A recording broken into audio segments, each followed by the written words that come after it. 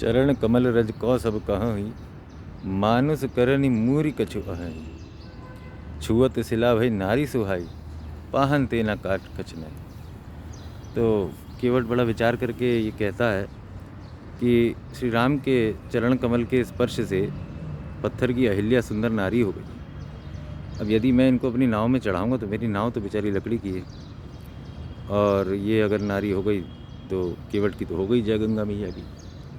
पर इससे भी महत्वपूर्ण बात ये है, गोस्वामी जी जो कहना चाह रहे हैं, चरण कमल रज कौ सब कहहि, मानुष करनि मूरि कछु अहै। ये जो चरण कमल है, इनकी रज में कुछ ऐसी मूरी, ऐसी जड़ी बूटी है, ऐसी जादू की कुछ पदार्थ है कि जिसका स्पर्श करते ही मानुष करनि मूरि कछु अहै, मनुष्य बनाने वाली कुछ जड़ी बूटी। कहना ये चाह रहे हैं गोस्वामी जी कि भगवान के चरण कमल का ध्यान ही मनुष्य को मनुष्य बनाता है, यानी मनुष्य में मानवता तब आती है जब वो भक्ति मार्ग पर आता है, भगवान के चरण कमल का स्पर्श का स्मरण करता है। अब जब थक हार करके भगवान अपने चरण कमल को पखारने की आज्ञा उसको देते हैं, तब केवट राम रजाय सुपावा, पानी कठौता भर ले आवा। तो केवट भगवान राम की आज्ञा लेकर के पानी कठौता भर ले आवा। यहाँ पानी शब्द का प्रयोग किया गया।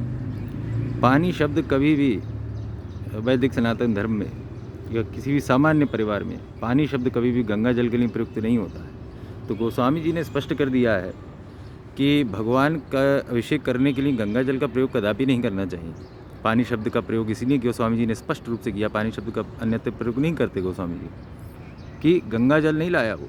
गंगा जल लाते तो गंगा जल ही प्रयुक्त करते शब्द। गंगा जल से कभी भगवान का अभिषेक नहीं करते।